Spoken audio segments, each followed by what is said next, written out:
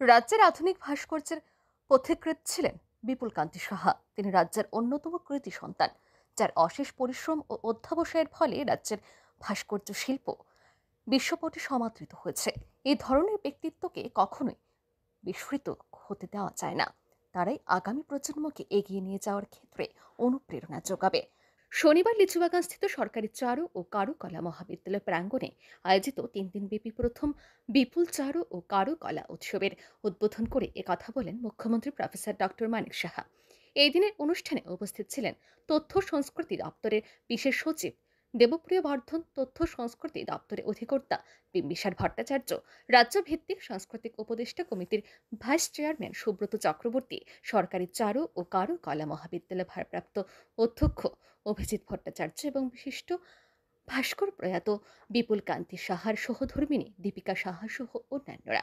এদিন বক্তব্য রাখতে গিয়ে মুখ্যমন্ত্রী আরো বলেন, রাজ্যের যে সকল কৃতি সন্তানেরা এই রাজ্যের নাম খ্যাতির শিখরে নিয়ে গেছেন, তাদের ভুলে যাওয়া উচিত নয়। বর্তমান সরকার প্রচেষ্টা করছে এই সকল ব্যক্তিত্বদের প্রাপ্য সম্মানটুকু প্রদান করার। কালের নিয়মে তারা হারিয়ে গেলেও তাদের কর্মমনন, চিন্তা চেতনা আগামী প্রজন্মকে বহুলভাবে রাজ্যের শিল্প সংস্কৃতির বিকাশে প্রেরণা যোগাতে পারে। প্রযুক্তি ছাড়াও রাজ্যের স্বনামধন্য ব্যক্তিত্বগণ যেভাবে তাদের শিল্প সংস্কৃতিকে সৃষ্টি করেছেন, তা এক কথায় অভাবনীয়। মুখ্যমন্ত্রী আরো বলেন, যে কোনো জাতির সংস্কৃতি ঐতিহ্যের মধ্যে বাঁচার রসদ লুকিয়ে রয়েছে। নিজেদের মেধা সম্পর্কে সচেতন হলেই রাজ্যের কৃষ্টি সংস্কৃতির উৎকর্ষতা আরো বাড়বে। সংস্কৃতির সান্নিধ্যে থাকলে যুব সমাজ নেশার করাল গ্রাস থেকে মুক্ত থাকবে। সংস্কৃতির ভিতরে, কৃষ্টি সংস্কৃতির ভিতরে থাকলে আমাদের পরম্পরা, আমাদের ঐতিহ্য, লিগাসি যেটা আমরা নিয়ে এসেছি, তাদেরকেও আমরা ধরে রাখতে পারবো। এবং এর মধ্যে কিন্তু বাঁচার রসদ যেটা বলে, সেই রসদটা কিন্তু আমরা পাবো।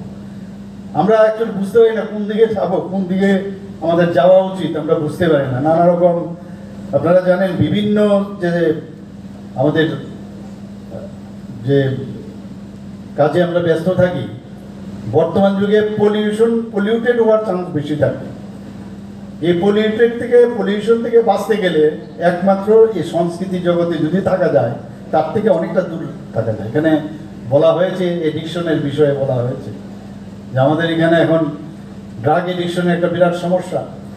যখন এই ধরনের কাজে ব্যস্ত থাকবে, তখন কিন্তু এইসব এডিকশনের থেকে দূরে থাকবে আজকালকার ছেলেমেয়েরা।